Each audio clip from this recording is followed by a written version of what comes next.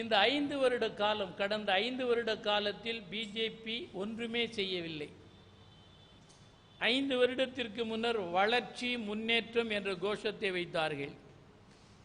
ஆனால் இந்த தேர்தலில் வளர்ச்சி முன்னேற்றம் என்ற 5 வருஷத்திற்கு முன்னர் கோரிக்கை வைத்த மோடி சர்க்கார் எதில் வளர்ச்சி அடைந்திருக்கிறது, எதில் முன்னேற்றம் அடைந்திருக்கிறது என்ற விவாதத்தை எதிர்க்கட்சிகள் செய்ய விடாதவாறு திட்டமிட்டு ஹிந்துத்துவ வெறி உணர்வை கிண்டி கிளறிவிட்டு ஹிந்து சுப்ரீமசி என்ற கோஷத்தில் சாகசமாக வெற்றியை பறித்து கொண்டுள்ளது. இது ஒரு தற்காலிகம்தான், இது நீடிக்காது. பிஜேபி மான் அல்ல, மாரீசன் என்பதை அடையாளம் கண்டது இடதுசாரிகள். இல்லை, இது மான் என்று ஏமாந்தார்கள் இந்திய மக்கள். இவன் மாரீசன் தான் என்பதை பின்னர் அனுபவங்களின் வாயிலாக மக்கள் உணருவார்கள் என்ற நம்பிக்கை கம்யூனிஸ்டுகளுக்கு உண்டு. இவர்கள் அந்த வளர்ச்சியை பற்றி, அதுக்கு எடுத்த நடவடிக்கைகளை பற்றி சொல்லவே இல்லை. இதை பூரா திசை திருப்புகிற முறையில் வகுப்புவாதத்தை, தேசபக்தர்கள் போன்ற ஒரு தோற்றத்தை உருவாக்கினார்கள். புல்வாமா, பாகிஸ்தான், இந்தியா பாதிக்கப்படுகிறது, எல்லாம் செய்தார்கள். இவையெல்லாம் மக்களை உண்மையான மக்களின் பிரச்சனைகளிலிருந்து திசை திருப்புவதற்கான உள்நோக்கம் கொண்டதுதான் இது. அதை திசை திருப்புவதில் தற்காலிகமாக வெற்றி பெற்று விட்டார்கள் என்பதை நாங்கள் ஒப்புக்கொள்கிறோம்.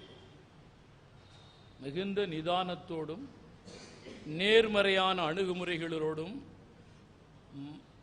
பிஜேபியால் வஞ்சிக்கப்பட்டு ஏமாற்றப்பட்ட மக்களின் சிந்தனையை தெளிவுபடுத்துவதற்கு இடதுசாரிகள் ஜனநாயக சக்திகளை இணைத்துக் கொண்டு தொடர்ந்து போராடுவோம், நம்பிக்கையோடு போராடுவோம். வெற்றி பெறுவோம் என்ற நம்பிக்கையும் எங்களுக்கு உண்டு. எனவே மக்கள் தற்காலிகமாகத்தான் பிஜேபியால், ஆர்எஸ்எஸ்ஸால் ஏமாற்றப்பட்டிருக்கிறார்கள். அவற்றிலிருந்து மடைமாற்றுவதற்குரிய நடவடிக்கைகளை நாங்கள் மேற்கொள்ளுவோம். திட்டமிட்டு பிஜேபி செயல்பட தொடங்கி இருக்கிறது. ஹைட்ரோ கார்பன் திட்டத்தின் மூலம் தென்னாட்டின் நெற்களஞ்சியங்களில் ஒன்றான காவிரி டெல்டா முற்றிலும் விவசாய பகுதி அற்ற ஒரு பகுதியாக மாற்றுவதற்கான தங்கள் ஹிடன் அஜெண்டாவை நிறைவேற்ற தொடங்கியிருக்கிறார்கள். ஏலம் விடப்பட்டு விட்டதே. எம்என்சிஸ் அதில் களமிறங்கி எடுத்திருக்கிறார்கள். அதனுடைய விபரீதம் போக போக தெரியும். அதே மாதிரி 8 வழிச்சாலை, அதை மீண்டும் மத்திய அரசு அப்பீல் செய்திருக்கிறது. மாநில அரசும் அதில் உறுதியாக இருக்கிறது. அதிமுக ஆட்சியில் ஜெயலலிதா இருந்தபோது 2000 ஆட்சி மாறுவதற்கு முன்னர் 2005 என்று கருதுகிறேன், திருவண்ணாமலை மாவட்டத்தில் செவத்திமலை 2 மலைகள், அதனுடைய பெயர் சரியாக எனக்கு இப்பொழுது நினைவுக்கு வரவில்லை, அந்த 2 மலைகளையும் உள்ளடக்கிய இரும்பு தாது புதைந்து கிடக்கிற பகுதிகள் ஜிண்டால் நிறுவனத்திற்கு அதிமுக அரசால் கொடுக்கப்பட்டது, அனுமதி வழங்கப்பட்டது. அங்கிருந்து ஷிப்மெண்ட் ஆவதற்குரிய முறையிலே தான் இந்த 8 வழிச்சாலை திட்டமே எம்என்சிஸால் எடுக்கப்படுகிற இரும்பு தாதுவை ரொம்ப விரைவாக ஷிப்மெண்ட் செய்வதற்குரிய வழியை ஏற்படுத்துவதற்கு தான் இந்த 8 வழிச்சாலை திட்டமே தவிர பொதுமக்கள் நலன் அல்ல. இதில் கார்ப்பரேட் நலன்தான் முழுக்க உள்ளடங்கி இருக்கிறது. இது போக போக மக்களால் தெரிந்து கொள்ள முடியும். பார்த்தால் குடிநீர் அநேகமாக இன்னொரு மாதத்தில் குடிநீர் பற்றாக்குறை பஞ்சமாக மாறிவிடக்கூடும். அவ்வளவு விபரீதம் கிராமங்களில் இருக்கின்றன. கிராம மக்களே பேசுகிறார்கள்.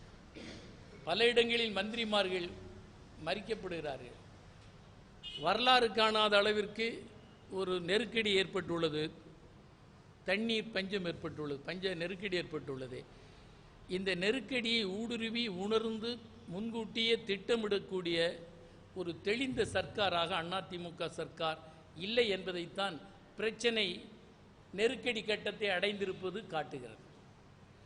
முன்கூட்டியவற்றை கணித்திருக்க வேண்டியவர்கள் கணிக்கவில்லை, முன்தயாரிப்பு நடவடிக்கைகள் எடுக்க வேண்டியவர்கள் எடுக்கவில்லை என்பதையும்.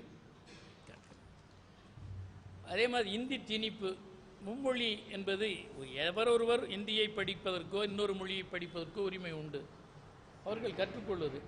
ஆனால் ஒரு மாணவனுக்கு மொழி சுமையை கூட்டுவது என்பது நெருக்கடிக்குள்ளாக்கும். எனவே மும்மொழி திட்டம் என்பது தமிழ்நாட்டில் பொருந்தாது. விரும்பிய மொழியை விரும்பியவர்கள் படிக்கலாம். தமிழ்நாட்டில் தமிழ் படிக்காமலேயே பட்டம் பெற முடியும் என்ற நிலை இருக்கவே கூடாது.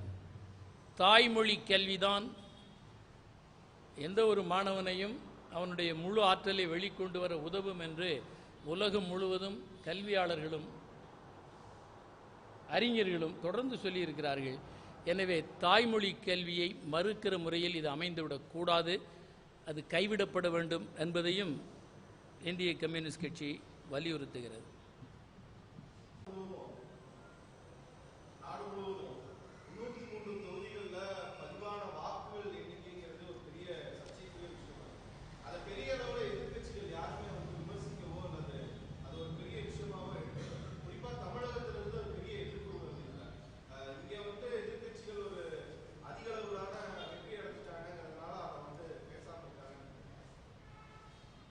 உங்கள் கேள்வி நியாயமானது.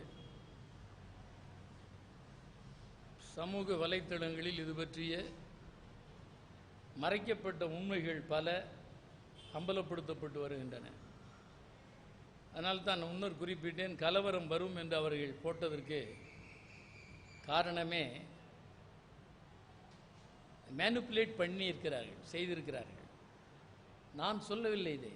கீழே நான் நன்றி சொல்வதற்காக மக்களை பார்த்தபோது சாதாரண கல்வியறிவு இல்லாத சாமானியப்பட்ட மக்கள், ஐயா ஏதோ இந்த மோடி பித்தலாட்டம் செய்து, அவர்கள் வார்த்தையை அப்படியே சொல்லுகிறேன், பித்தலாட்டம் செய்து ஏதோ குல்மால் செய்து விட்டார்கள், இல்லை என்றால் எப்படி 300 இடங்களில் அவர்கள் ஜெயிப்பார்கள், அது என்ன என்று நீங்கள் எல்லாம் பார்க்க வேண்டும் என்று ஒரு இடங்களில் அல்ல பல இடங்களில் பாமர மக்கள் தங்கள் ஆதங்கத்தை வெளிப்படுத்தினார்கள். ஏனென்றால் அவர்கள் மோடிக்கு எதிராக தமிழ்நாட்டில் வாக்களித்திருக்கிறார்கள். மோடி வரக்கூடாது என்று வாக்களித்தவர்கள் இப்படி வந்துவிட்டார் என்றவுடன் ஆதங்கத்தில் பல இடங்களில் இதை எங்களுக்கு தெரிவிக்கிறார்கள். அது இவர்கள் இதில் ஏதாவது செய்திருக்க அந்த ஒரே பேட்டர்னில் ஓட்டு விழுந்திருப்பது, இது பற்றியெல்லாம் நிறைய வந்திருக்கிறது, அதையெல்லாம் நீங்கள் பார்த்திருப்பீர்கள். இந்த அம்பலப்படுத்தப்பட்டிருக்கிற விஷயங்கள் ஆழமான சந்தேகத்தை ஏற்படுத்துகின்றன. இந்த செய்தி வந்தவுடன் சரத்பவார் மட்டும் மெஷின்களின் மீது எங்களுக்கு நம்பிக்கை இல்லை என்ற ஒரு வரி தொடக்கத்தில் சொன்னார், பின்னர் அதை தொடரவில்லை என்று நான் நினைக்கிறேன். பொதுமக்களிடமிருந்து வந்த கருத்துக்களை பார்த்தால் மோடி, அமித்ஷா எதையும் செய்யக்கூடியவர்கள் என்பதை கடந்த கால அனுபவங்கள் உணர்த்துகின்றன. இதிலும் ஏதாவது செய்திருக்கக்கூடும் என்று மக்கள் அழுத்தமாக நம்புகிறார்கள். இது பற்றிய விவரமும் காலம் நகரத்தான் அம்பலப்பட வாய்ப்பு இருக்கலாம். இது பற்றிய விவரங்களை வருகிற ஜூலை 19, 20, 21 இந்திய கம்யூனிஸ்ட் கட்சியின் நேஷனல் கவுன்சில் மீட்டிங் டெல்லியில் நடக்கிறது. இது பற்றி சில விவரங்கள் கலெக்ட் செய்யப்பட்டிருக்கின்றன. அது பற்றி நேஷனல் கவுன்சில் மீட்டிங் முடிந்ததற்கு பின்னர் அதிகாரப்பூர்வமாக கட்சி தெரிவிக்கும்.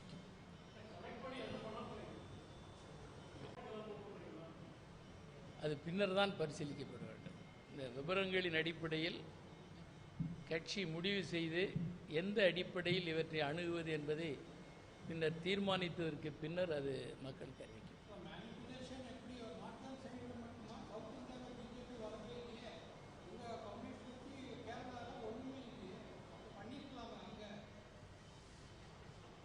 பிஜேபி சொல்கிறீங்களா? அதாவது மேனிப்புலேட் மேனிப்புலேட் பண்ணியிருப்பார்கள் என்று மக்கள் உறுதியாக நம்புகிறார்கள் என்பது நான் முன்வைச்ச கருத்து. கீழே நான் நன்றி அறிவிக்க போன போது அந்த செய்திகள் இவை. எனக்கும் அந்த சந்தேகம் இருந்தாலும் நான் தனித்த மனிதன் அல்ல, பார்ட் ஆஃப் த பார்ட்டி. இண்டிவிஜுவலாக என்னுடைய கருத்தை சொல்லுகிற உரிமை நான் எடுத்துக்கொள்ள முடியாது, நானே ஒப்புக்கொள்ளப்பட்ட ஒன்று.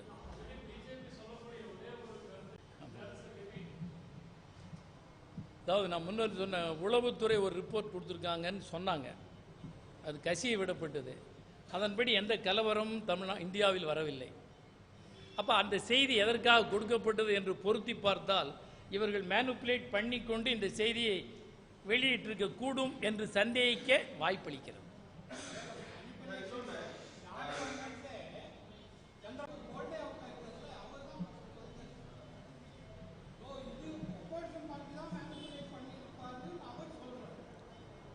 அதாவதுங்க, மேனிப்புலேட் பண்ணுறதும் கிளவராக தானே மேனிப்புலேட் பண்ணுவாங்க. எங்கெங்கெல்லாம் அவங்களுக்கு வாய்ப்பு இருக்குதோ அந்த இடத்துல பண்ணுறாங்க. ஏதாவது ஒரு தொகுதி 2 தொகுதி விட்டு நீங்கள் ஓட்டு வாங்கின பேட்டர்ன் எல்லாம் எக்ஸ்போஸ் பண்ணியிருக்காங்க. அதை பார்த்தா ஆழமான சந்தேகம் அதிகரிக்கிறது. இதை பொறுத்திருந்து தான் பார்க்க வேண்டும். நீங்கள் கேட்குற கேள்விக்கு பூரா பதில் சொல்ல முடியாது. ஆனால் அது நடந்திருக்கும் என்று மக்கள் நம்புகிறார்கள். தமிழ்நாட்டு மக்கள் ஏதோ ஒன்றை செய்து தான் மோடி மீண்டும் வந்திருக்கிறார். இவர்கள் எல்லா வகையான நடவடிக்கைகளை மேற்கொள்வார்கள் என்று அவங்க கருதுகிறாங்க. அதில் இன்னொரு விஷயம், எலெக்ட் ஆகிருக்கிற மினிஸ்ட்ரியில் 22 பேர் குற்ற பின்னணி கொண்டவர்கள் என்று செய்தி வெளிவந்திருக்கிறது. எலெக்ட் ஆகக்கூடிய எம்பிஸில் 40% பேர் குற்ற பின்னணி கொண்டவர்கள் என்று வந்திருக்கிறது. மக்களின் பிரதிநிதிகளாக தேர்ந்தெடுக்கப்பட்டுள்ளவர்கள் குற்ற பின்னணி கொண்டவர்களாக இருக்கிறார்கள் என்ற செய்தி ஆழமான வருத்தத்தையும் கடுமையான வேலையையும் உணர்த்துவதாக அமைந்திருக்கிறது. இவர்கள்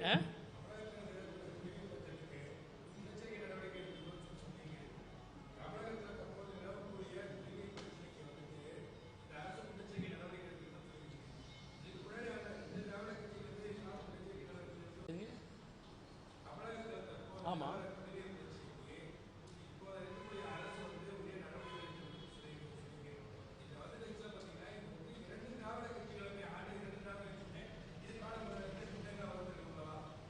இப்பொழுதுதான் அதிகமாக ஏற்பட்டிருக்கு.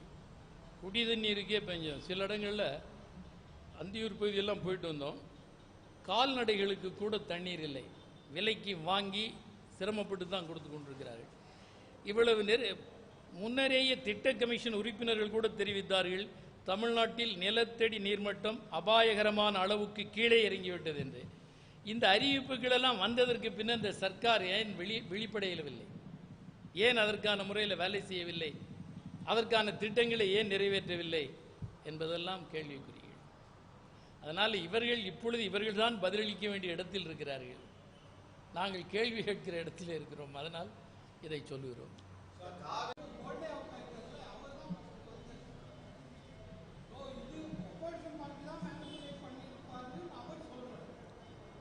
அதாவதுங்க, மேனிப்புலேட் பண்ணுறதும் கிளவராக தானே மேனிப்புலேட் பண்ணுவாங்க. எங்கெங்கெல்லாம் அவங்களுக்கு வாய்ப்பு இருக்குதோ அந்த இடத்துல பண்ணுறாங்க. ஏதாவது ஒரு தொகுதி 2 தொகுதி விட்டு நீங்கள் ஓட்டு வாங்கின பேட்டர்ன் எல்லாம் எக்ஸ்போஸ் பண்ணியிருக்காங்க. அதை பார்த்தா ஆழமான சந்தேகம் அதிகரிக்கிறது. இதை பொறுத்திருந்து தான் பார்க்க வேண்டும். நீங்கள் கேட்குற கேள்விக்கு பூரா பதில் சொல்ல முடியாது. ஆனால் அது நடந்திருக்கும் என்று மக்கள் நம்புகிறார்கள். தமிழ்நாட்டு மக்கள் ஏதோ ஒன்றை செய்து தான் மோடி மீண்டும் வந்திருக்கிறார். இவர்கள் எல்லா வகையான நடவடிக்கைகளை மேற்கொள்வார்கள் என்று அவங்க கருதுகிறாங்க. அதில் இன்னொரு விஷயம், எலெக்ட் ஆகிருக்கிற மினிஸ்ட்ரியில் 22 பேர் குற்ற பின்னணி கொண்டவர்கள் என்று செய்தி வெளிவந்திருக்கிறது. எலெக்ட் ஆகக்கூடிய எம்பிஸில் 40% பேர் குற்ற பின்னணி கொண்டவர்கள் என்று வந்திருக்கிறது. மக்களின் பிரதிநிதிகளாக தேர்ந்தெடுக்கப்பட்டுள்ளவர்கள் குற்ற பின்னணி கொண்டவர்களாக இருக்கிறார்கள் என்ற செய்தி ஆழமான வருத்தத்தையும் கடுமையான வேலையையும் உணர்த்துவதாக அமைந்திருக்கிறது. இவர்கள்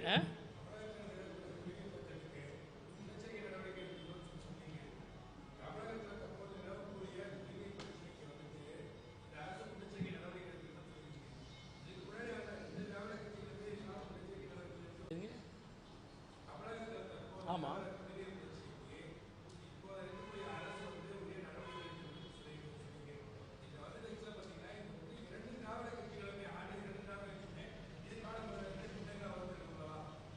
இப்பொழுதுதான் அதிகமாக ஏற்பட்டிருக்கு.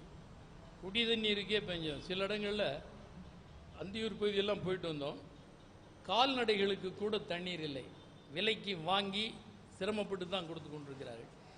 இவ்வளவு முன்னரேயே திட்ட கமிஷன் உறுப்பினர்கள் கூட தெரிவித்தார்கள், தமிழ்நாட்டில் நிலத்தடி நீர்மட்டம் அபாயகரமான அளவுக்கு கீழே இறங்கிவிட்டது என்று.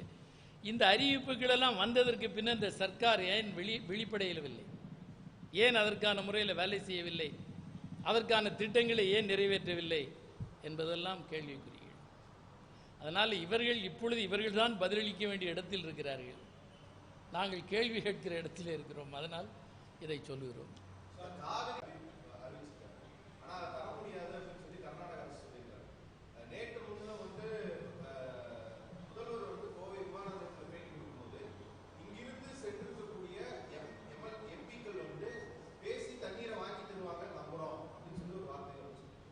அது விஷமத்தனமான பதில், கையால் ஆகாதவர்களின் விஷமத்தனமான பதில். அது அதிகாரத்தில் இருப்பது அதிமுக. அவர்களுடைய பிஜேபிக்கு நெருக்கமாக இருப்பது அதிமுக. அவர்கள் வாதாடியும் போராடியும் பெற வேண்டிய ஒன்றை எதிர்க்கட்சிகள் நாங்கள் போய் அங்கே போராடலாம், வாதாடலாம், தீர்ப்பளிக்கிற இடத்துல இருக்கிறவங்க அவங்க. தமிழ்நாட்டுக்கு அடிக்கடி வந்து கொண்டிருந்த நிர்மலா சீதாராமன் 4 அமைச்சர்கள் கர்நாடகாவில் கேபினெட்டில் அங்கம் பெற்றிருக்கிறார்கள். 25 எம்பிக்கள் கர்நாடகாவிலிருந்து வெற்றி பெற்றிருக்கிறார்கள். இவர்கள் மேக்கைத்தாட்டு அணைக்கு அனுமதி பெறுவார்கள் என்று பகிரங்கமாக அறிவிக்கிறார்கள். இந்த சர்க்கார் என்ன செய்து கொண்டிருக்கிறது? எதிர்க்கட்சிகளை அழைத்து பேசி இந்த நிலைமைக்கு எதிராக, பிஜேபிக்கு எதிராக போராடுகிற முதுகெலும்பு அதிமுக அமைச்சரவைக்கு இருக்கிறதா என்றால் இல்லை. எனவே இவர்கள் தமிழ்நாட்டு மக்களின் அரசியல், பொருளாதார, பண்பாட்டு நலன்களை காப்பாற்றுகிற தகுதியை முற்றிலும் இழந்துவிட்டது. இவர்களை நம்பி பயனில்லை. எனவேதான் ஆட்சி மாற்றம் ஏற்பட வேண்டும் என்று இந்த தேர்தலில் நாங்கள் சொன்னோம். அது மயிரிழையில் தவறி இருக்கிறது. இருப்பினும் மிக விரைவில் ஆட்சி மாற்றம் ஏற்படலாம். எவர் பேசினாலும் தமிழ்நாட்டு நலன்களை ஒருபோதும் நாம் விட்டுத்தர இயலாது. அதில் உறுதியாக நிற்போம்.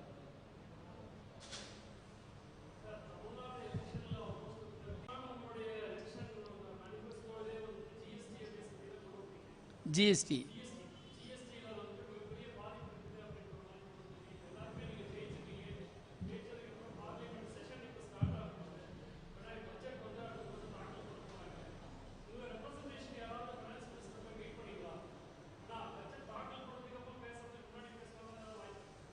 தாக்கல் பண்ணியதற்கு பின்னாலும் விவாதங்களில் சொல்லுகிற போது அதை திருத்துவதற்கான வாய்ப்புகள் இருக்கின்றன. திருத்துவார்களா என்று தெரியாது, திருத்த வாய்ப்பு இருக்கின்றன. பட்ஜெட்டில் அன்னௌன்ஸ் செய்யப்பட்டதை கூட அதிகரிக்கவோ குறைக்கவோ அவர்களுக்கு உரிமை உண்டு.